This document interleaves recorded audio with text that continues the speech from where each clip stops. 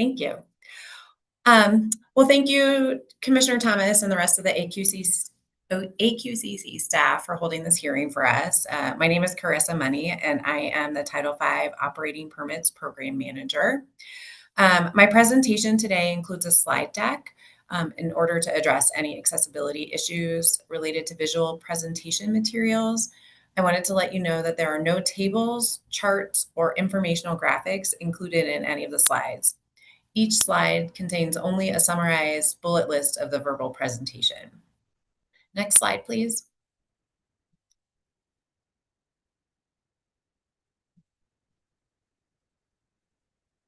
So this evening, I'll be discussing the following topics. I'll give a brief overview of the public comment hearing process, the Title V program. I will also provide simple information on the Aurora Terminal Draft Renewal Permit and Mustang Booster Station Draft Initial Permit.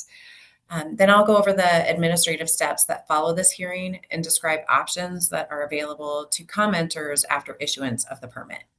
Next slide, please. So the public comment hearing process. The Air Pollution Control Division issues permits according to the Air Quality Control Commission's regulations. The division issues the permit and the AQCC is hosting this hearing. For Title V permitting actions that are subject to 30-day public comment periods, anyone can submit a request during that comment period to the Commission for a hearing. We received a request for a hearing for the Aurora Terminal Draft Renewal Permit and the Mustang Booster Station Draft Initial Permit during the 30-day period.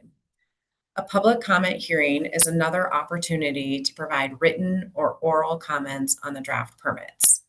The AQCC is hosting this hearing for the two permits, and the division will listen to comments at the hearing and respond in writing. Next slide, please.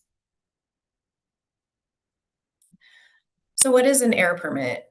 The division issues air permits to facilities in order to authorize the legal emissions of air pollutants under certain terms and conditions. An air permit should define what pollutants can be emitted and in what amounts. The permit should identify what steps a facility is required to take to reduce emissions. Air permits also specify how to measure and report these emissions. And the division issues two types of air permits: construction permits and operating permits. Next slide, please.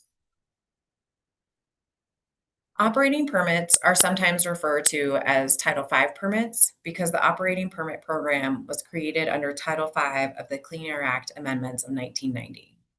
Colorado's Title V program has been in existence since the mid-90s, with final approval in 2000.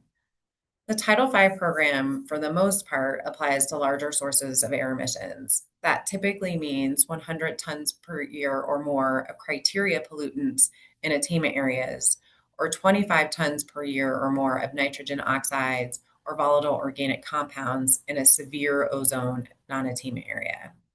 Title V also applies to sources of hazardous air pollutants at 10 tons per year or more of an individual hazardous air pollutant, or 25 tons per year or more of total hazardous air pollutants. Next slide, please. One of the ways that operating permits differ from pre-construction permits is that initial Title V permits are not issued until after sources have already constructed and commenced operation. The operating permit is a legally enforceable document designed to compile all existing requirements and adds operation-related monitoring, record keeping, and reporting provisions. Currently, we have a little over 300 sources in Colorado that are subject to operating permit requirements. Next slide, please. Operating permits must be renewed every 5 years. Facilities continue to operate under the existing operating permit and comply with all applicable requirements until the renewal permit is issued. There are 3 methods to revise operating permits, and each method includes separate review requirements. Administrative amendments require no additional review. Minor modifications require an EPA review period, and significant modifications require public comment and EPA review. Next slide, please. So next I'll go through some of the details of the renewal permit for the Magellan Aurora terminal. The Aurora terminal is a petroleum terminal that receives refined petroleum products such as gasoline, kerosene, and jet fuel.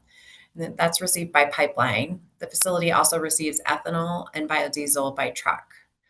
The products are stored in tanks before being loaded into trucks or sent by pipeline to designated customers.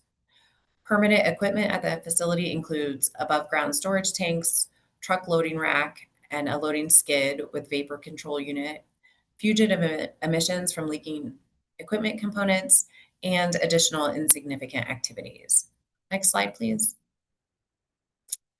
The initial Title V operating permit for the Aurora terminal was issued on January 1st, 2020.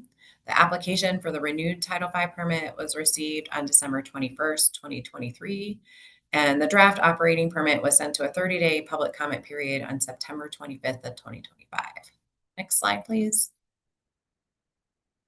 The Aurora terminal is classified as a major stationary source for non-attainment new source review, but it is a minor stationary source for the prevention of significant deterioration, also referred to as PSD. The facility is a synthetic minor source for hazardous air pollutants. It also is subject to the requirements under 40 CFR Part 60, Subpart 6B, including requirements for fugitive emissions, tanks, and loading racks. Some of the tanks are also subject to NSPSK or KB requirements. And the facility is subject to numerous Colorado regulations, including Regulation 7 and 24. Next slide, please. This slide shows the facility-wide allowable emissions for the Aurora terminal. Next slide. So next, I'll go through some of the details for the initial permit for the Crestone Mustang booster station. This facility is a natural gas compressor station, which takes natural gas from surrounding sources and compresses it to pipeline pressure before sending it down the line for further processing. The permanent equipment at this facility includes natural gas dehydration units, reciprocating internal combustion engines, commingled liquids tanks, enclosed combustion devices, and additional insignificant activities. Next slide, please. The application for the initial operating permit was received on October 27th, 2023, and the draft permit was sent to a 30-day public comment period on September 30th of 2025. Next slide.